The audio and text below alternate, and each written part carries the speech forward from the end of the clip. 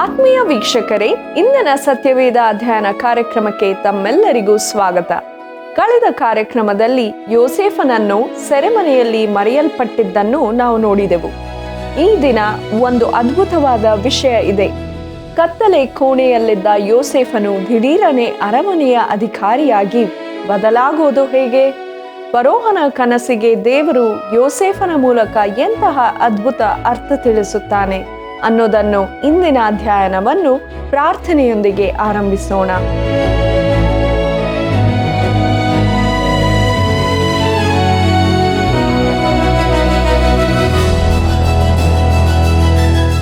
ಆತ್ಮದಲ್ಲಿ ಬಡವರಾಗಿರುವವರು ಧನ್ಯರು, ಪರಲೋಕ ರಾಜ್ಯವು ಅವರದು. ಮತ್ತಾಯನ ಬರೆದ ಸುವಾರ್ತೆ 5ನೇ ಅಧ್ಯಾಯ 3ನೇ ವಚನ. ಆತ್ಮೀಯ ವೀಕ್ಷಕರೇ, ನಿಮ್ಮೆಲ್ಲರನ್ನು ಇಂದಿನ ಸತ್ಯವೇದ ಅಧ್ಯಯನ ಕಾರ್ಯಕ್ರಮಕ್ಕೆ ಬಹು ಪ್ರೀತಿಯಿಂದ ಸ್ವಾಗತಿಸುತ್ತೇವೆ. ಕಳೆದ ಕಾರ್ಯಕ್ರಮದಲ್ಲಿ ನಾವು ಆದಿಕಾಂಡ ಪುಸ್ತಕದ 41ನೇ ಅಧ್ಯಾಯದ 13ನೇ ವಚನದವರೆಗೆ ಧ್ಯಾನ ಮಾಡಿಕೊಂಡಿರುವೆವು. ಇಂದು ನಾವು ಮುಂದುವರಿದು ನಮ್ಮ ಧ್ಯಾನದಲ್ಲಿ ಆದಿಕಾಂಡ ಪುಸ್ತಕ 41ನೇ ಅಧ್ಯಾಯದ 14ನೇ ವಚನವನ್ನು ನೋಡೋಣ. ಫರೋಹನನು ಇದನ್ನು ಕೇಳಿ ಯೋಸೇಫನನ್ನು ಕರೆ ಕಳುಹಿಸಿದನು. ಯೋಸೇಫನು ಬೇಗನೆ ಸೆರೆಮನೆಯಿಂದ ಬಿಡಿಸಲ್ಪಟ್ಟವನಾಗಿ ಕ್ಷೌರ ಮಾಡಿಸಿಕೊಂಡು ಬೇರೆ ವಸ್ತ್ರಗಳನ್ನು ಹಾಕಿಕೊಂಡು ಫರೋಹನನ ಸನ್ನಿಧಿಗೆ ಬಂದನು ಎಂಬುದೇ. ಪ್ರಿಯ ವೀಕ್ಷಕರೇ, ಇಲ್ಲಿ ಯೋಸೇಫನು ಕ್ಷೌರ ಮಾಡಿಸಿಕೊಂಡು ಎಂಬುದಾಗಿ ನಾವು ನೋಡುವಾಗ ಅದು ಮುಖದ ಮೇಲಿನ ಗಡ್ಡಗಳನ್ನು ತೆಗೆಯುವುದು ಆಗಿರುತ್ತದೆ. ಯಾಕೆಂದರೆ ಐಗುಪ್ತದವರು ಗಡ್ಡಗಳನ್ನು ಬಿಡುತ್ತಿರಲಿಲ್ಲ, ಇಬ್ರಿಯರಾದರೂ ಗಡ್ಡಗಳನ್ನು ತೆಗೆಯುತ್ತಿರಲಿಲ್ಲ. ಈ ಯೌವನಸ್ಥನಾದ ಯೋಸೇಫನು ಈಗ ಸೆರೆಮನೆಯಿಂದ ಎತ್ತಲ್ಪಟ್ಟಿರುತ್ತಾನೆ. ಅವನು ಕ್ಷೌರ ಮಾಡಿಸಿಕೊಂಡು ಸೆರೆಮನೆಯ ಬಟ್ಟೆಗಳನ್ನು ತೆಗೆದುಹಾಕಿ ಬೇರೆ ವಸ್ತ್ರಗಳನ್ನು ಹಾಕಿಕೊಳ್ಳುತ್ತಾ ಇದ್ದಾನೆ. ಈಗ ಅವನ ಮುಂದೆ ನೂತನವಾದ ಜೀವಿತವು ಇರುತ್ತದೆ. ಅದು ಒಂದು ರೀತಿಯಲ್ಲಿ ಪುನರುತ್ಥಾನವಾದಂತೆ ಇದೆ. ಪ್ರಿಯರೇ, ಅವನು ಎಬ್ಬಿಸಲ್ಪಟ್ಟಿದ್ದಾನೆ. ಈಗ ಅವನು ಅನ್ಯರ ಬಳಿಗೆ ಹೋಗುತ್ತಾ ಇದ್ದಾನೆ. ಇದು ಕರ್ತನಾದ ಯೇಸು ಕ್ರಿಸ್ತನ ಪ್ರಚಂಡವಾದ ಚಿತ್ರಣವನ್ನು ನಮ್ಮ ಮುಂದೆ ಇರಿಸುತ್ತದಲ್ಲವೇ? ಪ್ರಿಯರೇ, ನಮ್ಮ ಧ್ಯಾನವನ್ನು ಮುಂದುವರಿಸಿ ಆದಿಕಾಂಡ ಪುಸ್ತಕ 41ನೇ ಅಧ್ಯಾಯ 15 ಮತ್ತು 16ನೇ ವಚನಗಳಲ್ಲಿ ಫರೋಹನನ ಮಾತಿಗೆ ಪ್ರತ್ಯುತ್ತರವಾಗಿ ಯೋಸೇಫನು ದೇವರಿಗೆ ಮಹಿಮೆ ಸಲ್ಲಿಸುತ್ತಿರುವುದನ್ನು ನಾವು ನೋಡುತ್ತೇವೆ. ನೋಡಿರಿ ಪ್ರಿಯರೇ, ಯೋಸೇಫನ ದೃಷ್ಟಿಕೋನದಿಂದ ದೇವರು ಮಾತ್ರ ಮಹಿಮೆ ಹೊಂದುವುದಕ್ಕೆ ಯೋಗ್ಯನಾಗಿದ್ದಾನೆ. ದೇವರ ಮಕ್ಕಳಾದ ನಾವು ದೇವರ ಎಲ್ಲ ಸಾಧನೆಗಳಿಗಾಗಿ ಆತನಿಗೆ ಮಹಿಮೆ ಸಲ್ಲಿಸಲು ಬಹು ಜಾಗರೂಕರಾಗಿರಬೇಕು ಎಂಬುದನ್ನು ನಾನು ಪುನಃ ಹೇಳಲು ಬಯಸುತ್ತೇನೆ. ನಾವು ಮಾಡುವ ಯಾವುದೋ ಒಂದು ಸಂಗತಿಯು ಆಶೀರ್ವಾದವಾಗಿರುವುದಾದರೆ ಅದಕ್ಕೆ ಕಾರಣ ದೇವರು. ಅದನ್ನು ನಮ್ಮ ಮೂಲಕ ಆತನು ಮಾಡಿರುತ್ತಾನೆ. ಇದರ ವಿಷಯದಲ್ಲಿ ಯೋಸೇಫನು ಬಹು ಎಚ್ಚರಿಕೆಯಿಂದಿದ್ದಾನೆ. ಅದಕ್ಕಾಗಿ ಅವನು, ನನ್ನಲ್ಲಿ ಅಂಥ ಸಾಮರ್ಥ್ಯವೇನೂ ಇಲ್ಲ, ಆದರೆ ದೇವರು ಫರೋಹನನಿಗೆ ಶುಭಕರವಾದ ಉತ್ತರವನ್ನು ಕೊಡಬಲ್ಲನೆಂದು ಹೇಳಿದನು ಎಂಬುದಾಗಿ ದೇವರ ವಾಕ್ಯದಲ್ಲಿ ನೋಡುತ್ತೇವೆ. ಪ್ರಿಯ ವೀಕ್ಷಕರೇ, ಫರೋಹನನು ತನ್ನ ಕನಸುಗಳನ್ನು ಯೋಸೇಫನ ಮುಂದೆ ಪುನರುಚ್ಚರಿಸುತ್ತಿದ್ದಾನೆ. ನಿಜವಾಗಿಯೂ ನೋಡುವುದಾದರೆ ಅದು 2 ಭಾಗಗಳನ್ನು ಹೊಂದಿರುವ 2 ಕನಸಾಗಿರುತ್ತದೆ. ಆದಿಕಾಂಡ ಪುಸ್ತಕ 41ನೇ ಅಧ್ಯಾಯ 25ನೇ ವಚನವನ್ನು ಗಮನಿಸಿರಿ. ಯೋಸೇಫನು ಫರೋಹನಿಗೆ, ತಾವು ಕಂಡ 2 ಕನಸುಗಳು ಒಂದೇ ವಿಷಯವಾದವುಗಳು. ದೇವರು ತಾನು ಮಾಡಬೇಕೆಂದಿರುವುದನ್ನು ಇವುಗಳ ಮೂಲಕ ತಮಗೆ ತಿಳಿಸಿದ್ದಾನೆ ಎಂಬುದೇ. ಪ್ರಿಯರೇ, ಆ 2 ಕನಸುಗಳು ಒಂದೇ ಅರ್ಥವನ್ನು ಹೊಂದಿರುತ್ತದೆ ಎಂದು ಯೋಸೇಫನು ಫರೋಹನಿಗೆ ಹೇಳುತ್ತಾ ಇದ್ದಾನೆ. ಮತ್ತು ಒಂದೇ ಅರ್ಥವುಳ್ಳ ಕನಸು ಫರೋಹನನಿಗೆ 2 ಸಾರಿ ಕೊಡಲ್ಪಟ್ಟಿರುವಂಥದ್ದು ಅದರ ಪ್ರಾಮುಖ್ಯತೆಯನ್ನು ತೋರಿಸಿಕೊಡುತ್ತದೆ. ದೇವರು ಆ ಕನಸನ್ನು ಕೊಡಲು ಕಾರಣವೇನೆಂದರೆ ಆತನು ತಾನು ಮಾಡಲಿರುವುದನ್ನು ಫರೋಹನನಿಗೆ ತಿಳಿಯಪಡಿಸುವುದಕ್ಕಾಗಿಯೇ ಆಗಿತ್ತು.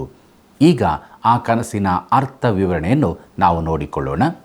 ಪ್ರಿಯರೇ, ನಮ್ಮ ಧ್ಯಾನದಲ್ಲಿ ಮುಂದುವರಿದು ಆದಿಕಾಂಡ ಪುಸ್ತಕ 41ನೇ ಅಧ್ಯಾಯ 26ನೇ ವಚನದಿಂದ 31ನೇ ವಚನದವರೆಗೆ ಇರುವ ವಾಕ್ಯ ಭಾಗದಲ್ಲಿ ಯೋಸೇಫನು ಫರೋಹನನ ಕನಸಿನ ಅರ್ಥವನ್ನು ವಿವರಿಸುತ್ತಾ ಇದ್ದಾನೆ.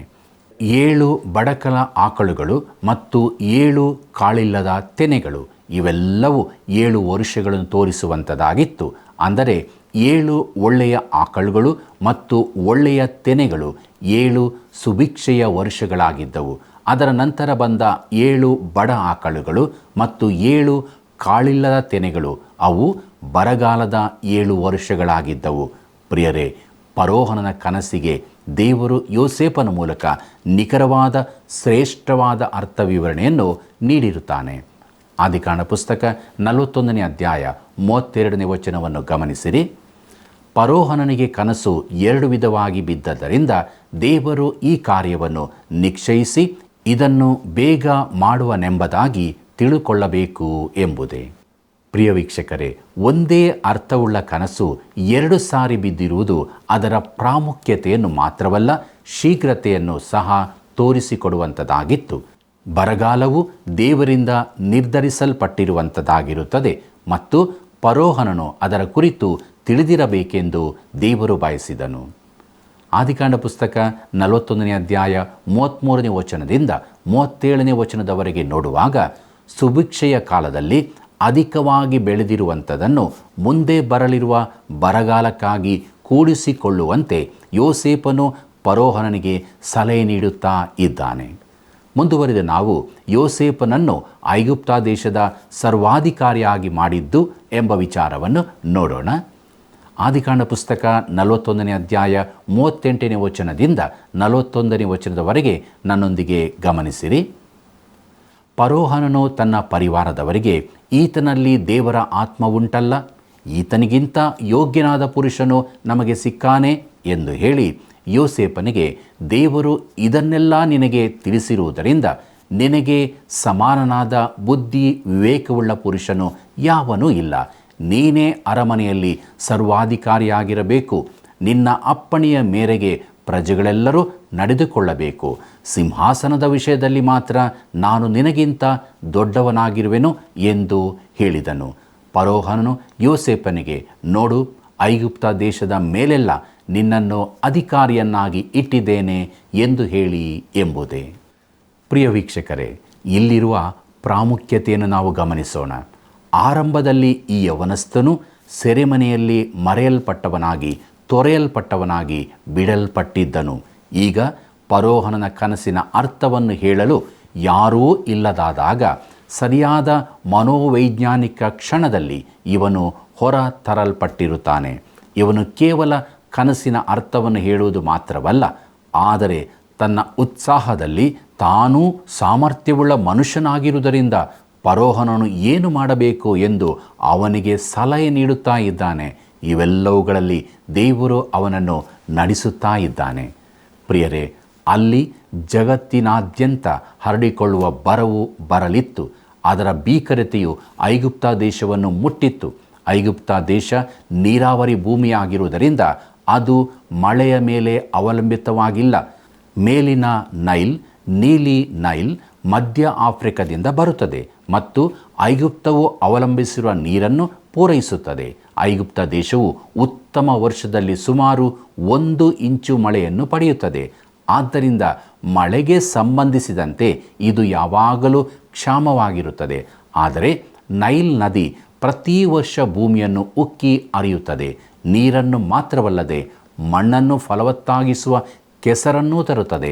ಆದಾಗ್ಯೂ 7 ವರ್ಷಗಳ ಕ್ಷಾಮ ಇರುತ್ತದೆ ಎಂದು ದೇವರು ಎಚ್ಚರಿಸಿದ್ದಾನೆ. ಅದು ಐಗುಪ್ತ ದೇಶದ ಮೇಲೂ ಪರಿಣಾಮ ಬೀರುತ್ತದೆ. ಫರೋಹನನು ಯೋಸೇಫನ ಮಾತನ್ನು ಕೇಳುತ್ತಿದ್ದಂತೆ ಅವನು ಹೇಳುವುದು ಅರ್ಥಪೂರ್ಣವಾಗಿದೆ. ಈಗ ಯೋಸೇಫನಿಗಿಂತ ಉತ್ತಮವಾಗಿ ಯಾರು ವಹಿಸಿಕೊಳ್ಳಲು ಸಾಧ್ಯ? ಫರೋಹನನು ಅವನು ಸಮರ್ಥ ವ್ಯಕ್ತಿ ಎಂದು ಗುರುತಿಸಿದನು. ಪೊಟೀಫರನ ಮನೆಯಲ್ಲಿ ದೇವರು ಅವನಿಗೆ ಹೇಗೆ ತರಬೇತು ನೀಡುತ್ತಿದ್ದನೆಂದು ಈಗ ನೀವು ನೋಡುತ್ತೀರಿ ಅಲ್ಲವೇ? ಪ್ರಿಯರೇ, ಜಗತ್ತಿನಲ್ಲಿ ದೇವರು ಅವನನ್ನು ಆ ಮನೆಗೆ ಮೊದಲು ಏಕೆ ಹೋಗಲು ಬಿಟ್ಟನು ಎಂದು ನಾವು ಆಶ್ಚರ್ಯಪಡಬಹುದು. ಪೊಟೀಫರನ ಮನೆಯಲ್ಲಿ ಅವನಿಗೆ ಸಾಕಷ್ಟು ತರಬೇತಿ ಸಿಕ್ಕಿದೆ ಎಂದು ಈಗ ನಮಗೆ ಅರಿವಾಗುತ್ತದೆ. ಅಲ್ಲಿ ಆ ಮನುಷ್ಯನು ಹೊಂದಿದ್ದ ಎಲ್ಲದರ ಮೇಲೂ ಅವನು ಉಸ್ತುವಾರಿ ವಹಿಸಿಕೊಂಡಿದ್ದನು. ಈಗ ಅವನು ಐಗುಪ್ತ ದೇಶದಲ್ಲಿ ಎಲ್ಲವನ್ನು ನೋಡಿಕೊಳ್ಳಲಿದ್ದಾನೆ. ಇದು ಅವನ ಜೀವನದಲ್ಲಿ ಒಂದು ದೊಡ್ಡ ಪರಿವರ್ತನೆಯಾಗಿದೆ. ಇದು ಅವನ ಜೀವಿತದಲ್ಲಿನ ಪ್ರಚಂಡವಾದ ಅನುವಾದವಾಗಿರುತ್ತದೆ. ಆದಿಕಾಂಡ ಪುಸ್ತಕ 41ನೇ ಅಧ್ಯಾಯ 42ನೇ ವಚನವನ್ನು ಗಮನಿಸಿರಿ. ತನ್ನ ಕೈಯಿಂದ ಮುದ್ರಿಕೆಯನ್ನು ತೆಗೆದು ಯೋಸೇಫನ ಕೈಗೆ ಇಟ್ಟು ಅವನಿಗೆ ನಾರು ಮಡಿಯನ್ನು ಹೊದಿಸಿ ಅವನ ಕೊರಳಿಗೆ ಚಿನ್ನದ ಸರಪಣಿಯನ್ನು ಹಾಕಿಸಿ ಎಂಬುದೇ. ಪ್ರಿಯ ವೀಕ್ಷಕರೇ, ಫರೋಹನನು ತನ್ನ ಮುದ್ರಿಕೆಯನ್ನು ತೆಗೆದು ಎಂದು ಈ ವಾಕ್ಯ ಭಾಗದಲ್ಲಿ ನೋಡಿಕೊಂಡಿದ್ದೇವೆ.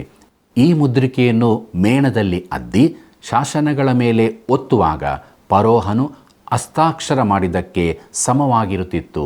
ಈಗ ಇಂತಹ ಮುದ್ರಿಕೆಯನ್ನು ಫರೋಹನು ಯೋಸೇಫನಿಗೆ ಕೊಡುತ್ತಾ ಇದ್ದಾನೆ. ಅಂದರೆ ಯೋಸೇಫನು ಫರೋಹನ ಹಸ್ತಾಕ್ಷರವನ್ನು ಉಪಯೋಗಿಸಲು ಹಕ್ಕು ಹೊಂದಿರುತ್ತಾನೆ ಎಂಬುದಾಗಿ ಇರುತ್ತದೆ. ಮುಂದಕ್ಕೆ ನೋಡೋಣ. ಆದಿಕಾಂಡ ಪುಸ್ತಕ 41ನೇ ಅಧ್ಯಾಯ 43ನೇ ವಚನದಿಂದ 45ನೇ ವಚನದವರೆಗೆ. ತನಗಿದ್ದ 2ನೇ ರಥದಲ್ಲಿ ಕುಳ್ಳಿರಿಸಿ ಅವನ ಮುಂದೆ ಅಡ್ಡ ಬೀಳಿರಿ ಎಂದು ಪ್ರಕಟಣೆ ಮಾಡಿಸಿ ಅವನನ್ನು ಐಗುಪ್ತ ದೇಶಕ್ಕೆ ಸರ್ವಾಧಿಕಾರಿಯನ್ನಾಗಿ ಇಟ್ಟನು. ಇನ್ನೂ ಫರೋಹನನು ಅವನಿಗೆ, ನಾನು ಫರೋಹನನು, ನಿನ್ನ ಅಪ್ಪಣೆ ಇಲ್ಲದೆ ಐಗುಪ್ತ ದೇಶದಲ್ಲೆಲ್ಲ ಒಬ್ಬನೂ ಕೈಯನ್ನಾಗಲಿ ಕಾಲನ್ನಾಗಲಿ ಕದಲಿಸಕೂಡದು ಎಂದು ಹೇಳಿದನು. ಮತ್ತು ಫರೋಹನನು ಯೋಸೇಫನಿಗೆ ಸಪ್ನಾತ್ವನೇಹ ಎಂದು ಹೆಸರಿಟ್ಟು ಓನ್ ಎಂಬ ಗುರುಪೀಠದ ಆಚಾರ್ಯನಾಗಿದ್ದ ಫೊಟೀಫೆರನ ಮಗಳಾದ ಅಸಾನತ್ ಎಂಬಾಕೆಯನ್ನು ಅವನಿಗೆ ಮದುವೆ ಮಾಡಿಸಿದನು. ಯೋಸೇಫನು ಐಗುಪ್ತ ದೇಶದ ಮೇಲೆ ಅಧಿಕಾರಿಯಾಗಿ ಹೊರಟನು ಎಂಬುದೇ. ಪ್ರಿಯ ವೀಕ್ಷಕರೇ, ತನ್ನ ಅಣ್ಣಂದಿರಿಂದ ಮಾರಲ್ಪಟ್ಟು ದಾಸನಾಗಿ ಐಗುಪ್ತ ದೇಶವನ್ನು ಪ್ರವೇಶಿಸಿದ ಯೋಸೇಫನು ಈಗ ಅದೇ ಐಗುಪ್ತ ದೇಶಕ್ಕೆ ಸರ್ವಾಧಿಕಾರಿಯಾಗಿರುತ್ತಾನೆ. ಇದು ಖಂಡಿತವಾಗಿಯೂ ದೇವರ ಶ್ರೇಷ್ಠವಾದ ಕಾರ್ಯವಾಗಿರುತ್ತದೆ. ಫರೋಹನನು ಯೋಸೇಫನಿಗೆ ಸಪ್ನಾತ್ಪನೇಹ ಎಂದು ಹೆಸರಿಟ್ಟನು ಎಂಬುದಾಗಿ ಇದೀಗ ನಾವು ಓದಿಕೊಂಡಿದ್ದೇವೆ. ಈ ಹೆಸರಿನ ಅರ್ಥವು ರಹಸ್ಯವಾದ ಸಂಗತಿಗಳನ್ನು ಪ್ರಕಟಿಸುವವನು ಎಂಬುದಾಗಿ ಇರುತ್ತದೆ. ಆದಿಕಾಂಡ ಪುಸ್ತಕ 41ನೇ ಅಧ್ಯಾಯ 46ನೇ ವಚನವನ್ನು ಗಮನಿಸಿರಿ. ಯೋಸೇಫನು ಐಗುಪ್ತ ದೇಶದ ಅರಸನಾದ ಫರೋಹನನ ಸನ್ನಿಧಿಯಲ್ಲಿ ನಿಂತಾಗ 30 ವರ್ಷದವನಾಗಿದ್ದನು. ಅವನು ಫರೋಹನನ ಸನ್ನಿಧಿಯಿಂದ ಹೊರಟು ಐಗುಪ್ತ ದೇಶವನ್ನೆಲ್ಲ ಸಂಚಾರ ಮಾಡಿದನು ಎಂಬುದೇ. ಪ್ರಿಯ ವೀಕ್ಷಕರೇ, ಈ ವಾಕ್ಯ ಭಾಗದಲ್ಲಿ ಯೋಸೇಫನ ವಯಸ್ಸಿನ ಕುರಿತು ತಿಳಿದುಕೊಳ್ಳಬಹುದು. ಅವನು ಈಗ 30 ವರ್ಷದವನಾಗಿದ್ದಾನೆ. ಅಂದರೆ ಐಗುಪ್ತ ದೇಶಕ್ಕೆ ಬಂದಾಗ ಅವನು 17 ವರ್ಷದವನಾಗಿದ್ದನು ಮತ್ತು ಈಗ ಅವನು 13 ವರ್ಷಗಳನ್ನು ಈಗ ಇಲ್ಲಿ ಕಳೆದಿರುತ್ತಾನೆ. ನೋಡಿರಿ ಪ್ರಿಯರೇ, ಪಾನದಾಯಕನು ಸೆರೆಮನೆಯಿಂದ ಬಿಡುಗಡೆಯಾಗಿ ಹೋಗಿ 2 ವರ್ಷದ ನಂತರ ಫರೋಹನನು ಕನಸುಗಳನ್ನು ಕಂಡನು ಎಂಬುದಾಗಿ ನೋಡಿಕೊಂಡಿದ್ದೇವೆ. ಪಾನದಾಯಕನು ಭಕ್ಷ್ಯಕಾರನು ಸೆರೆಮನೆಗೆ ಸೇರುವ 1 ವರ್ಷದ ಮುಂಚೆ ಬಹುಶಃ ಯೋಸೇಫನು ಸೆರೆಮನೆಯಲ್ಲಿದ್ದನು. ಹಾಗಾದರೆ ಸುಮಾರು 10 ವರ್ಷಗಳ ಕಾಲ ಅವನು ಫೊಟೀಫರನ ಮನೆಯಲ್ಲಿ ತನ್ನ ಕೆಲಸವನ್ನು ನಿರ್ವಹಿಸುತ್ತಿದ್ದನು ಎಂದು ತಿಳಿದು ಬರುತ್ತದೆ. ಪ್ರಿಯರೇ, ಐಗುಪ್ತದಲ್ಲಿ 13 ವರ್ಷಗಳ ನಂತರ ಯೋಸೇಫನು ತನ್ನನ್ನು ಪ್ರಧಾನಮಂತ್ರಿಯ ಸ್ಥಾನದಲ್ಲಿ ಕಾಣುತ್ತಾ ಇದ್ದಾನೆ. ಅವನು ಐಗುಪ್ತ ದೇಶದ ಫರೋಹನನ ಸ್ಥಾನಕ್ಕೆ 2ನೇವನಾಗಿದ್ದನು. ಯಾಕೆ ಫರೋಹನನು ಯೋಸೇಫನನ್ನು ಸ್ವೀಕರಿಸಿಕೊಳ್ಳಲು ಒಪ್ಪಿಕೊಂಡನು? ಯಾಕಂದರೆ ದೇವರು ಅವನೊಂದಿಗೆ ಇದ್ದನು ಎಂಬುದೇ ಅದರ ಉತ್ತರವಾಗಿರುತ್ತದೆ. ಇಲ್ಲಿಯವರೆಗೂ ಅದನ್ನೇ ನಾವು ನೋಡುತ್ತಾ ಬಂದಿದ್ದೇವೆ. ದೇವರ ಹಸ್ತವು ಆತನ ಒದಗಿಸುವಿಕೆಯಿಂದ ಯೋಸೇಫನನ್ನು ನಡೆಸುತ್ತಾ ಇತ್ತು. ತನ್ನ ಅಣ್ಣಂದಿರು ಕೆಟ್ಟದ್ದಾಗಿ ಬಯಸಿದ್ದರು, ಆದರೆ ದೇವರು ಒಳ್ಳೆಯದಕ್ಕಾಗಿ ಎಂದು ಯೋಸೇಫನು ತನ್ನಷ್ಟಕ್ಕೆ ತಾನು ಅಂದುಕೊಳ್ಳುತ್ತಿದ್ದನು. ಅದನ್ನು ತಿಳಿಯುವುದು ಎಂಥ ಅದ್ಭುತಕರವಾಗಿದೆಯಲ್ಲವೇ? ಪ್ರಿಯರೇ, ಫರೋಹನನು ಕೂಡಲೇ ಯೋಸೇಫನನ್ನು ಸ್ವೀಕಾರ ಮಾಡಲು ಮತ್ತೊಂದು ಅತಿ ಪ್ರಾಯೋಗಿಕವಾದ ಕಾರಣವಿರಬಹುದು. ಅನೇಕ ಮೇಧಾವಿಗಳು ಒಪ್ಪಿಕೊಳ್ಳುವುದೇನೆಂದರೆ, ಇತಿಹಾಸದ ಈ ನಿರ್ದಿಷ್ಟವಾದ ಸಮಯದಲ್ಲಿ ಐಕ್ಸೋಸ್ ಅರಸರಲ್ಲಿ ಒಬ್ಬನು ಫರೋಹನಾಗಿದ್ದನು ಎಂಬುದಾಗಿ. ಈ ಐಕ್ಸೋಸ್ ಅರಸರು ಐಗುಪ್ತದವರಾಗಿರಲಿಲ್ಲ, ಆದರೆ ಅವರು ಅರೇಬಿಯಾ ಮರುಭೂಮಿಯವರಾಗಿದ್ದರು. ಅವರು ಅಲೆಮಾರಿ ಜನಾಂಗದವರಾಗಿದ್ದು ಈ ನಿರ್ದಿಷ್ಟ ಸಮಯದಲ್ಲಿ ಅದು ಹೇಗೋ ಸಿಂಹಾಸನಕ್ಕೆ ಬಂದಿದ್ದರು. ನಂಬಿಗಸ್ತಿಕೆಯು ನಿಶ್ಚಯವಾಗಿಯೂ ಯೋಸೇಫನ ಗುಣಲಕ್ಷಣವಾಗಿತ್ತು. ಫರೋಹನೊಂದಿಗಿನ ಜನಾಂಗೀಯ ಅನುಬಂಧವು ಯೋಸೇಫನಿಗೆ ಕೂಡಲೇ ಸ್ವೀಕೃತನಾಗಲು ಕಾರಣ ದೊರಕಿದಂತಾಯಿತು ಮತ್ತು ಅವನು ನಿಶ್ಚಯವಾಗಿಯೂ ಅರಸನಿಗೆ ನಂಬಿಗಸ್ತನು ಎಂದು ಸಾಬೀತುಪಡಿಸಿದನು. ಅದನ್ನು ನಾವು ಮುಂದೆ ನೋಡಲಿದ್ದೇವೆ. ಪ್ರಿಯರೇ, ಈ ಐಕ್ಸೋಸ್ ಅರಸರು ನಂತರದಲ್ಲಿ ಐಗುಪ್ತದಿಂದ ಹೊರಹಾಕಲ್ಪಟ್ಟರು ಮತ್ತು ಈ ಕಾರಣದಿಂದಾಗಿ ತರುವಾಯ ಯೋಸೇಫನನ್ನು ಅರಿಯದ ಬೇರೊಬ್ಬ ಅರಸನು ಐಗುಪ್ತ ದೇಶದ ಆಳಿಕೆಗೆ ಬಂದನು ಎಂಬುದಾಗಿ ವಿಮೋಚನಕಾಂಡ ಪುಸ್ತಕ 1ನೇ ಅಧ್ಯಾಯ 8ನೇ ವಚನದಲ್ಲಿ ನೋಡುವ ಈ ಸಂಗತಿಯು ಸತ್ಯವಾದದ್ದಾಗಿ ಕಂಡುಬರುತ್ತದೆ. ನೂತನವಾಗಿ ಬಂದ ದಬ್ಬಾಳಿಕೆಯ ಫರೋಹನನು ಇಬ್ರಿಯರೊಂದಿಗೆ ಯಾವ ಸಹೋದರ ಭಾವವನ್ನು ಹೊಂದಿರಲಿಲ್ಲ.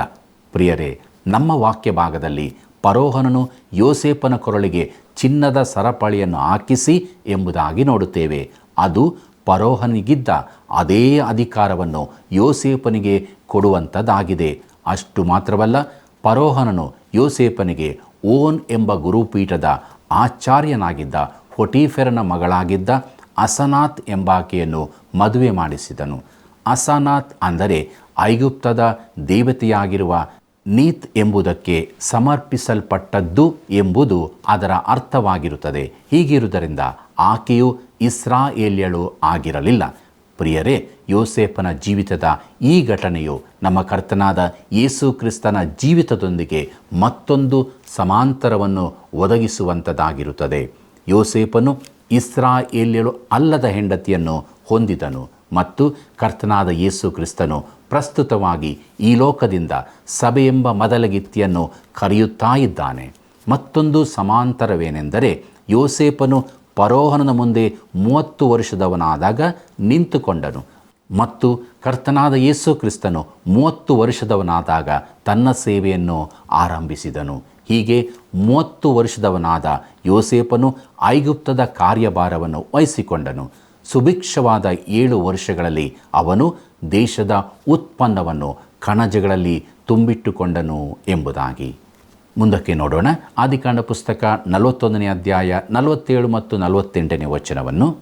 ಸುಭಿಕ್ಷವಾದ 7 ವರ್ಷಗಳಲ್ಲಿ ಭೂಮಿಯು ಹೇರಳವಾಗಿ ಫಲ ಕೊಟ್ಟಿತು. ಐಗುಪ್ತ ದೇಶದಲ್ಲಿ ಸುಭಿಕ್ಷವಾದ ಆ 7 ವರ್ಷಗಳ ಬೆಳೆಯನ್ನು ಯೋಸೇಫನು ಕೂಡಿಸಿ ಪಟ್ಟಣಗಳಲ್ಲಿ ಇರಿಸಿದನು. ಒಂದೊಂದು ಪಟ್ಟಣದ ಸುತ್ತಲಿದ್ದ ಹೊಲಗಳ ಬೆಳೆಯನ್ನು ಆಯಾ ಪಟ್ಟಣದಲ್ಲಿಯೇ ಕೂಡಿಸಿಟ್ಟನು ಎಂಬುದೇ. ಪ್ರಿಯ ವೀಕ್ಷಕರೇ, ಒಂದೊಂದು ಪಟ್ಟಣದ ಸುತ್ತಲಿನ ಹೊಲಗಳ ಬೆಳೆಯನ್ನು ಆಯಾ ಪಟ್ಟಣದಲ್ಲಿಯೇ ಕೂಡಿಸಿಟ್ಟನು ಎಂಬುದಾಗಿ ನೋಡುವಾಗ ಅದು ಹಂಚುವುದಕ್ಕೆ ಸುಲಭವಾಗುವ ಕಾರಣಕ್ಕಾಗೇ ಆಗಿತ್ತು ಎಂಬುದಾಗಿ ತಿಳಿದುಕೊಳ್ಳುತ್ತೇವೆ. ಇಲ್ಲಿ ಯೋಸೇಫನು ಬಹು ಪ್ರಾಯೋಗಿಕವಾದ ಸಂಗತಿಯನ್ನು ಮಾಡುತ್ತಾ ಇದ್ದಾನೆ. ಮುಂದೆ ಬರಗಾಲ ಬರುವಾಗ ಜನರು ದವಸ ಧಾನ್ಯಗಳನ್ನು ತೆಗೆದುಕೊಳ್ಳಲು ಬಹುದೂರ ಪ್ರಯಾಣ ಮಾಡುವ ಅವಶ್ಯಕತೆ ಇರಬಾರದು ಎಂಬ ಯೋಸೇಫನ ಉದ್ದೇಶವಾಗಿತ್ತು. ಆದಿಕಾಂಡ ಪುಸ್ತಕ 41ನೇ ಅಧ್ಯಾಯ 49ನೇ ವಚನವನ್ನು ಗಮನಿಸಿರಿ. ಅವನು ದವಸ ಧಾನ್ಯವನ್ನು ಸಮುದ್ರದ ಉಸುಬಿನಷ್ಟು ರಾಶಿ ರಾಶಿಯಾಗಿ ಕೂಡಿಸಿ ಲೆಕ್ಕ ಮಾಡುವುದನ್ನು ಬಿಟ್ಟನು. ಅದನ್ನು ಲೆಕ್ಕ ಮಾಡುವುದಕ್ಕೆ ಆಗದೇ ಹೋಯಿತು ಎಂಬುದೇ. ಪ್ರಿಯರೇ, ಐಗುಪ್ತವು ಇಡೀ ಲೋಕದ ರೊಟ್ಟಿಯ ಬುಟ್ಟಿಯಾಗಿತ್ತು. ಅಂದರೆ ಅಲ್ಲಿ ಮಾತ್ರ ದವಸ ಧಾನ್ಯಗಳು ಸಿಕ್ಕುತ್ತಿದ್ದವು. ಇದೆಲ್ಲವೂ ಯೋಸೇಫನ ಅಧಿಕಾರದ ಅಡಿಯಲ್ಲಿ ನಡೆಯಿತು ಎಂಬುದಾಗಿ ನಾವು ನೋಡಬಹುದು. ಮುಂದಕ್ಕೆ ನಾವು ಯೋಸೇಫನ 2 ಗಂಡು ಮಕ್ಕಳಾದ ಮನಸ್ಸೆ ಮತ್ತು ಎಫ್ರಾಯಿಮ್ ಎಂಬವರ ಬಗ್ಗೆ ನೋಡೋಣ. ಆದಿಕಾಂಡ ಪುಸ್ತಕ 41ನೇ ಅಧ್ಯಾಯ 50ನೇ ವಚನದಿಂದ 52ನೇ ವಚನದವರೆಗೆ ನನ್ನೊಂದಿಗೆ ಗಮನಿಸಿರಿ.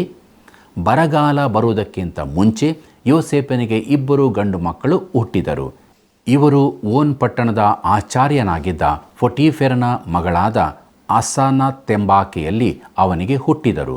ಚೊಚ್ಚಲ ಮಗನು ಹುಟ್ಟಿದಾಗ ಯೋಸೇಫನು, ನಾನು ನನ್ನ ಎಲ್ಲ ಕಷ್ಟವನ್ನು ತಂದೆಯ ಮನೆಯವರನ್ನು ಮರೆತು ಬಿಡುವಂತೆ ದೇವರು ಮಾಡಿದ್ದಾನಲ್ಲ ಎಂದು ಹೇಳಿ ಅವನಿಗೆ ಮನಸ್ಸೆ ಎಂದು ಹೆಸರಿಟ್ಟನು. 2ನೇ ಮಗನು ಹುಟ್ಟಿದಾಗ ಅವನು, ನನಗೆ ಸಂಕಟ ಬಂದ ದೇಶದಲ್ಲೇ ದೇವರು ಅಭಿವೃದ್ಧಿಯನ್ನು ದಯಪಾಲಿಸಿದನೆಂದು ಹೇಳಿ ಆ ಮಗನಿಗೆ ಎಫ್ರಾಯಿಮ್ ಎಂದು ಹೆಸರಿಟ್ಟನು ಎಂಬುದೇ. ಪ್ರಿಯ ವೀಕ್ಷಕರೇ, ಬರಗಾಲವು ಬರುವುದಕ್ಕಿಂತ ಮುಂಚೆ ಈ 2 ಗಂಡು ಮಕ್ಕಳು ಯೋಸೇಫನಿಗೆ ಹುಟ್ಟುತ್ತಾರೆ. ದೇವರು ತನ್ನ ತಂದೆಯ ಮನೆಯವರನ್ನು ತನ್ನ ಎಲ್ಲ ಕಷ್ಟವನ್ನು ಮರೆತು ಬಿಡುವಂತೆ ಮಾಡಿ ತನಗೆ ಸಂಕಟ ಬಂದ ದೇಶದಲ್ಲೇ ಅಭಿವೃದ್ಧಿಯನ್ನು ದಯಪಾಲಿಸಿದರಿಂದ ಮಕ್ಕಳಿಗೆ ಮನಸ್ಸೆ ಮತ್ತು ಎಫ್ರಾಯಿಮ್ ಎಂದು ಹೆಸರಿಡುತ್ತಾ ಇದ್ದಾನೆ. ಆದಿಕಾಂಡ ಪುಸ್ತಕ 41ನೇ ಅಧ್ಯಾಯ 53ನೇ ವಚನವನ್ನು ಗಮನಿಸಿರಿ. ಐಗುಪ್ತ ದೇಶದಲ್ಲಿ ಸುಭಿಕ್ಷದ 7 ವರ್ಷಗಳು ಮುಗಿದ ಮೇಲೆ ಎಂಬುದೇ. ಪ್ರಿಯ ವೀಕ್ಷಕರೇ, ದೇವರು ಕನಸಿನ ಮೂಲಕ ತೋರಿಸಿದ ಹಾಗೆಯೇ ಈಗ 7 ವರ್ಷಗಳ ಸುಭಿಕ್ಷೆಯ ಕಾಲವು ಮುಕ್ತಾಯವಾಗಿದೆ. ಇನ್ನು ಮುಂದೆ ಬರಗಾಲವು ಆರಂಭವಾಗಲಿದೆ. ಈ ಸಮಯದಲ್ಲಿ ಯೋಸೇಫನು 37 ವರ್ಷದವನಾಗಿದ್ದಾನೆ. ಇದನ್ನು ನಾವು ಮುಂದಿನ ಅಧ್ಯಾಯಕ್ಕಾಗಿ ನಮ್ಮ ನೆನಪಿನಲ್ಲಿ ಇಟ್ಟುಕೊಳ್ಳೋಣ. ಆದಿಕಾಂಡ ಪುಸ್ತಕ 41ನೇ ಅಧ್ಯಾಯ 54 ಮತ್ತು 55ನೇ ವಚನಗಳಲ್ಲಿ ಯೋಸೇಫನೇ ಆಹಾರವನ್ನು ಹೊಂದಿರುವಂಥ ವ್ಯಕ್ತಿಯಾಗಿದ್ದಾನೆ ಮತ್ತು ಅವನೇ ಅದನ್ನು ಕೊಡುವಂಥವನಾಗಿದ್ದಾನೆ. ಇದು ಸಹ ಕರ್ತನಾದ ಯೇಸು ಕ್ರಿಸ್ತನೊಂದಿಗೆ ಇರುವ ಮತ್ತೊಂದು ಸಮಾಂತರವಾಗಿದೆ. ನಮ್ಮ ಕರ್ತನಾದ ಯೇಸು ಕ್ರಿಸ್ತನು ಜೀವಕರವಾದ ರೊಟ್ಟಿಯು ನಾನೇ ಎಂದು ಹೇಳಿರುವುದು ನಮ್ಮ ನೆನಪಿಗೆ ಬರುತ್ತದೆ. ಮುಂದಕ್ಕೆ ನಾವು ಆದಿಕಾಂಡ ಪುಸ್ತಕ 41ನೇ ಅಧ್ಯಾಯ 56 ಮತ್ತು 57ನೇ ವಚನಗಳಲ್ಲಿ ಈ ಬರಗಾಲವು ಜಗತ್ತಿನಾದ್ಯಂತ ಹರಡಿಕೊಂಡಿತ್ತು ಎಂಬುದನ್ನು ನಾವು ತಿಳಿದುಕೊಳ್ಳಬಹುದು. ಪ್ರಿಯರೇ, ಇಲ್ಲಿಗೆ ಆದಿಕಾಂಡ ಪುಸ್ತಕದ 41ನೇ ಅಧ್ಯಾಯದ ಧ್ಯಾನವು ಮುಕ್ತಾಯವಾಯಿತು. ಮುಂದೆ ನಾವು ಆದಿಕಾಂಡ ಪುಸ್ತಕ 42ನೇ ಅಧ್ಯಾಯದ ಕಡೆಗೆ ನಮ್ಮ ಗಮನವನ್ನು ಹರಿಸೋಣ. ಈ 42ನೇ ಅಧ್ಯಾಯದ ಮುಖ್ಯ ಪ್ರಸ್ತಾಪವು ಯಾಕೋಬನು 10 ಮಂದಿ ಮಕ್ಕಳನ್ನು ಐಗುಪ್ತಕ್ಕೆ ಕಳಿಸಿದ್ದು, ಸಿಮೆಯೋನನು ಒತ್ತೆ ಆಳಾಗಿ ಬಿಡಲ್ಪಟ್ಟಿದ್ದು, 9 ಮಂದಿ ಸಹೋದರರು ಮನೆಗೆ ಹಿಂತಿರುಗಿದ್ದು ಎಂಬುದೇ. ಪ್ರಿಯ ವೀಕ್ಷಕರೇ, ಯೋಸೇಫನನ್ನು ಉಪಯೋಗಿಸಿ ಬರಗಾಲದ ಸಮಯದಲ್ಲಿ ಈ ಗೋತ್ರವನ್ನು ಉಳಿಸಿ ಸಂರಕ್ಷಿಸಲು ಮತ್ತು ಯಾಕೋಬನನ್ನು ಅವನ ಮಕ್ಕಳನ್ನು ಕಾನಾನಿನಿಂದ ತೆಗೆದು ಐಗುಪ್ತದಲ್ಲಿ ಇರಿಸಲು ದೇವರು ಮಾಡಿದ ಮಾದರಿಯು ಈಗ ಸ್ಪಷ್ಟವಾದ ವಿವರದಲ್ಲಿ ಹೊರಬರಲು ಆರಂಭಿಸುತ್ತಾ ಇದೆ. ಯೋಸೇಫನು ಸೆರೆಮನೆಯ ಕತ್ತಲೆಯಲ್ಲಿದ್ದಾಗ ಇದನ್ನು ನೋಡಲು ಅವನಿಂದಾಗಲಿಲ್ಲ. ಆದರೆ ಅವನು ದೇವರನ್ನು ನಂಬಿದನು. ಅವನು ತನ್ನ ನಂಬಿಕೆಯ ನಿಮಿತ್ತ ಯಾವಾಗಲೂ ಉತ್ಸಾಹದವನು ಮತ್ತು ಆಶಾವಾದಿಯಾಗಿರುವಂಥ ವ್ಯಕ್ತಿಯಾಗಿದ್ದನು. ಪ್ರಿಯರೇ, ಯೋಸೇಫನು ಅದ್ವಿತೀಯ ಸ್ಥಾನದಲ್ಲಿ ಇರುತ್ತಾನೆ. ಬರವು ಜಗತ್ತಿನಾದ್ಯಂತ ಹರಡಿಕೊಂಡಿದೆ ಮತ್ತು ಈಗ ಇಡೀ ಲೋಕವೇ ದವಸ ಧಾನ್ಯಕ್ಕಾಗಿ ಐಗುಪ್ತಕ್ಕೆ ಬರುತ್ತಾ ಇದೆ. ಹೀಗಿರುವಾಗ ಆಹಾರವನ್ನು ಕೊಂಡುಕೊಳ್ಳುವುದಕ್ಕಾಗಿ ತನ್ನ 10 ಮಂದಿ ಮಕ್ಕಳನ್ನು ಐಗುಪ್ತಕ್ಕೆ ಕಳಿಸುವಂತೆ ಬರವು ಯಾಕೋಬನನ್ನು ಒತ್ತಾಯಿಸುತ್ತಾ ಇದೆ. ಯಾಕೆ ಬರೀ 10 ಮಂದಿ? ಯಾಕೆ ಯಾಕೋಬನು ಬೆನ್ಯಾಮೀನನ್ನು ಕಳಿಸಲಿಲ್ಲ? ಯಾಕೋಬನಿಗೆ ಬೆನ್ಯಾಮೀನನನ್ನು ಕಳೆದುಕೊಳ್ಳುವ ಮನಸ್ಸಿರಲಿಲ್ಲ. ಯೋಸೇಫನು ತನ್ನ ಅಣ್ಣಂದಿರನ್ನು ಗುರುತಿಸಿದನು, ಆದರೆ ಅವರು ಯೋಸೇಫನನ್ನು ಗುರುತಿಸಲಿಲ್ಲ. ಯಾಕೆ ಹೀಗಾಯಿತು? ಇದಕ್ಕೆ ಹಲವಾರು ಕಾರಣಗಳು ಇರುತ್ತವೆ. ಮೊಟ್ಟ ಮೊದಲನೇದಾಗಿ ಯೋಸೇಫನು ಸತ್ತು ಹೋಗಿರುವನು ಎಂಬುದಾಗಿ ಅವರು ಅಂದುಕೊಂಡಿದ್ದರು. ಆದ್ದರಿಂದ ಅವರು ಅವನನ್ನು ಎದುರು ನೋಡಲೇ ಇಲ್ಲ. ಆದರೆ ಪ್ರಿಯರೇ, ಯೋಸೇಫನು ಅವರನ್ನು ನೋಡಲು ನಿರೀಕ್ಷಿಸ್ತಾ ಇದ್ದನು. ಇನ್ನು ಎರಡನೆಯದಾಗಿ ಕಳೆದು ಹೋಗುತ್ತಿರುವಂಥ ಅನೇಕ ವರ್ಷಗಳು ಯೋಸೇಫನು ಅವರಿಂದ ಅಗಲಿದಾಗ ಅವನು 17 ವರ್ಷದವನಾಗಿದ್ದನು ಮತ್ತು ಈಗ ಅವನು 37 ವರ್ಷದವನಾಗಿದ್ದಾನೆ.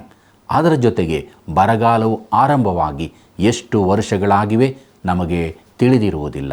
ಒಂದು ವೇಳೆ ಬರೀ 1 ವರ್ಷ ಆಗಿದೆ ಎಂದು ಇಟ್ಟುಕೊಳ್ಳುವುದಾದರೆ ಅಣ್ಣಂದಿರು ಯೋಸೇಫನನ್ನು 21 ವರ್ಷಗಳ ಕಾಲ ನೋಡಿರುವುದಿಲ್ಲ ಎಂಬುದಾಗಿ ಆಗುತ್ತದೆ.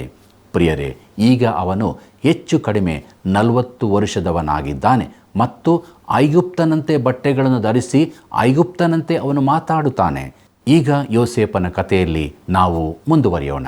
ಯಾಕೋಬನು 10 ಮಂದಿ ಮಕ್ಕಳನ್ನು ಐಗುಪ್ತಕ್ಕೆ ಕಳಿಸಿದ್ದು ಎಂಬುದನ್ನು ನೋಡೋಣ. ಆದಿಕಾಂಡ ಪುಸ್ತಕ 42ನೇ ಅಧ್ಯಾಯ 1ನೇ ವಚನವನ್ನು ಗಮನಿಸಿರಿ. ಐಗುಪ್ತ ದೇಶದಲ್ಲಿ ದವಸ ಧಾನ್ಯ ಉಂಟೆಂದು ಯಾಕೋಬನು ಕೇಳಿ ತನ್ನ ಮಕ್ಕಳಿಗೆ, ನೀವು ಒಬ್ಬರನ್ನೊಬ್ಬರು ನೋಡುತ್ತಿರುವುದೇಕೆ ಎಂಬುದೇ. ಪ್ರಿಯ ವೀಕ್ಷಕರೇ, ಯಾಕೋಬನ ಮಕ್ಕಳು ಒಬ್ಬರನ್ನೊಬ್ಬರು ಬಹು ದುಃಖಕರವಾಗಿ ನೋಡುತ್ತಾ ಇದ್ದರು ಎಂಬುದಾಗಿ ತಿಳಿದು ಬರುತ್ತದೆ. ಅವರಿಗೆ ಯಾವ ಕಡೆಗೆ ತಿರುಗಿಕೊಳ್ಳಬೇಕು ಎಂಬುದು ತಿಳಿದು ಬರುತ್ತಾ ಇಲ್ಲ. ಮುಂದಕ್ಕೆ ನೋಡೋಣ. ಆದಿಕಾಂಡ ಪುಸ್ತಕ 42ನೇ ಅಧ್ಯಾಯ 2ನೇ ವಚನವನ್ನು, ಐಗುಪ್ತ ದೇಶದಲ್ಲಿ ದವಸ ಧಾನ್ಯ ಉಂಟೆಂಬುದನ್ನು ಕೇಳಿದ್ದೇನೆ. ನಾವು ಸಾಯದೆ ಬದುಕುವಂತೆ ನೀವು ಅಲ್ಲಿಗೆ ಹೋಗಿ ಬೇಕಾದ ದವಸವನ್ನು ಕೊಂಡುಕೊಂಡು ಬನ್ನಿರಿ ಎಂದು ಹೇಳಿದ್ದರಿಂದ ಎಂಬುದೇ. ಪ್ರಿಯರೇ, ಇದು ನಂಬಿಕೆಯನ್ನು ನಿರ್ದರ್ಶಿಸುತ್ತದೆ. ನೋಡಿರಿ, ಯಾಕೋಬನು ಐಗುಪ್ತದಲ್ಲಿ ದವಸ ಧಾನ್ಯ ಇದೆ ಎಂಬುದನ್ನು ಕೇಳಿದ್ದನು. ಅದನ್ನು ಅವನು ನಂಬಿದನು ಮತ್ತು ಅವರು ಹೋಗಿ ಅದನ್ನು ಕೊಂಡುಕೊಂಡು ಬರುವುದಾದರೆ ಅವರು ಸಾಯದೆ ಜೀವದಿಂದಿರಬಹುದು ಎಂದು ಅವನು ನಂಬಿದನು. ಆ ನಂಬಿಕೆಯನ್ನು ಕ್ರಿಯೆ ರೂಪದಲ್ಲಿ ತರುತ್ತಾ ತನ್ನ ಮಕ್ಕಳನ್ನು ಐಗುಪ್ತಕ್ಕೆ ಕಳಿಸುತ್ತಾ ಇದ್ದಾನೆ. ಇದುವೇ ಪ್ರಿಯರೇ ರಕ್ಷಿಸುವ ನಂಬಿಕೆಯಾಗಿರುತ್ತದೆ.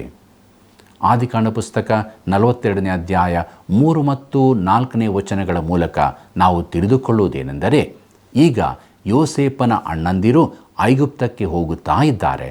ಆದರೆ ಯೋಸೇಫನ ಒಡ ಹುಟ್ಟಿದವನಾದ ಬೆನ್ಯಾಮೀನನನ್ನು ಯಾಕೋಬನು ತನ್ನ ಅಣ್ಣಂದಿರ ಜೊತೆಗೆ ಕಳುಹಿಸಲಿಲ್ಲ, ಯಾಕಂದರೆ ಅವನಿಗೆ ಕೇಡು ಉಂಟಾಗಬಹುದು ಎಂದು ಅವನು ಭಯಪಟ್ಟನು. ನೋಡಿರಿ, ಯೋಸೇಫನು ಮತ್ತು ಬೆನ್ಯಾಮೀನನು ರಾಹೇಳಳ ಮಕ್ಕಳಾಗಿದ್ದರು. ರಾಹೇಳಳನ್ನು ಯಾಕೋಬನು ಅತೀ ಹೆಚ್ಚಾಗಿ ಪ್ರೀತಿಸಿದ್ದನು. ಪ್ರೀತಿಯುಳ್ಳ ವೀಕ್ಷಕರೇ, ದೇವರ ವಾಕ್ಯವು ನಮ್ಮ ಸಂಗಡ ಮಾತನಾಡಿದೆ. ಆದ್ದರಿಂದ ನಾವು ಕೇಳಿದ್ದಕ್ಕೆ ವಿಧೇಯರಾಗಿ ನಮ್ಮ ಜೀವಿತವನ್ನು ರೂಪಿಸಿಕೊಂಡು ನಡೆಯುವುದಕ್ಕಾಗಿ ದೇವರ ಸಹಾಯವನ್ನು ಬೇಡಿಕೊಳ್ಳೋಣ, ಪ್ರಾರ್ಥನೆ ಮಾಡೋಣ. ಅನುದಿನವೂ ನಮ್ಮ ಭಾರವನ್ನು ಹೊರುವಂಥ ನಮ್ಮ ರಕ್ಷಕನಾದ ಯೇಸು ಸ್ವಾಮಿಯಲ್ಲಿ ತಂದೆಯಾದ ದೇವರೇ, ನಮ್ಮ ಜೀವಿತದ ಎಲ್ಲ ಪರಿಸ್ಥಿತಿಗಳಲ್ಲಿ ನಾವು ನಿನ್ನನ್ನು ಆತುಕೊಳ್ಳುವುದಾದರೆ ನೀನು ವಾಗ್ದಾನಕ್ಕನುಸಾರವಾಗಿ ನಮ್ಮನ್ನು ನಡೆಸುತ್ತಿ. ಆ ನಂಬಿಕೆಯೊಂದಿಗೆ ನಿನ್ನ ಬಳಿಗೆ ಬಂದಿದ್ದೇವೆ. ದಿನಾಲೂ ನಿನ್ನ ಜೊತೆ ನಡೆಯುವುದಕ್ಕೆ ಸಹಾಯ ಮಾಡು. ನಮ್ಮೆಲ್ಲ ವೀಕ್ಷಕ ಬಾಂಧವರನ್ನು ಹೆಸರಾಗಿ ಆಶೀರ್ವದಿಸು. ಅವರಿರುವಂಥ ಸ್ಥಳದಲ್ಲಿ ನಂಬಿಕೆಯಲ್ಲಿ ಜೀವಿಸುವುದಕ್ಕೆ ಕೃಪೆ ಕೊಡು. ಯೇಸುವಿನ ನಾಮದಲ್ಲಿ ಬೇಡಿದ್ದೇವೆ ತಂದೆಯೇ, ಆಮೆನ್.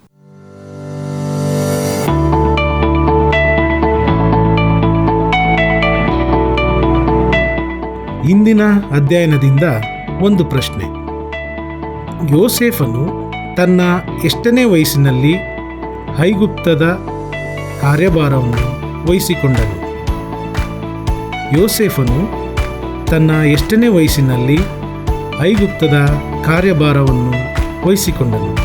ಉತ್ತರ 20, 37, 30.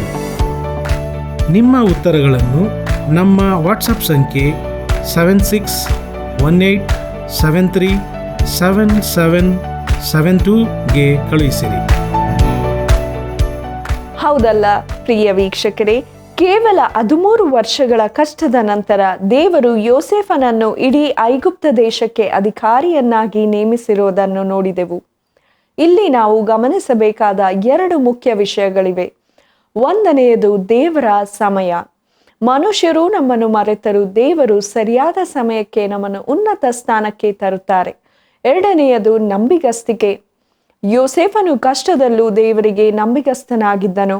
ಅದಕ್ಕೆ ಪ್ರತಿಫಲವಾಗಿ ದೇವರು ಅವನಿಗೆ ಸಮೃದ್ಧಿಯನ್ನು ನೀಡಿದರು. ಪ್ರೀತಿಯ ವೀಕ್ಷಕರೇ, ನಿಮ್ಮ ಜೀವನದಲ್ಲೂ ನೀವು ಯಾವುದಾದರೂ ಕಷ್ಟ ಅಥವಾ ಗೊಂದಲದಲ್ಲಿದ್ದೀರಾ? ನಿಮಗಾಗಿ ಪ್ರಾರ್ಥಿಸಲು ನಾವು ಸಿದ್ಧರಿದ್ದೇವೆ. ನಮಗೆ ಕರೆ ಮಾಡಿ ತಿಳಿಸುವಿರಾ? ಮುಂದಿನ ಸಂಚಿಕೆಯಲ್ಲಿ ಮತ್ತೆ ಭೇಟಿಯಾಗೋಣ. ವಂದನೆಗಳು. ಈ ಕಾರ್ಯಕ್ರಮ ನಿಮಗೆ ಇಷ್ಟವಾಯಿತೆ? ಈಗಲೇ ಒಂದು ಮಿಸ್ಡ್ ಕಾಲ್ ಕೊಡಿರಿ. ಮುಂದಿನ ವಿಜೇತರು ನೀವಾಗಿರಬಹುದು.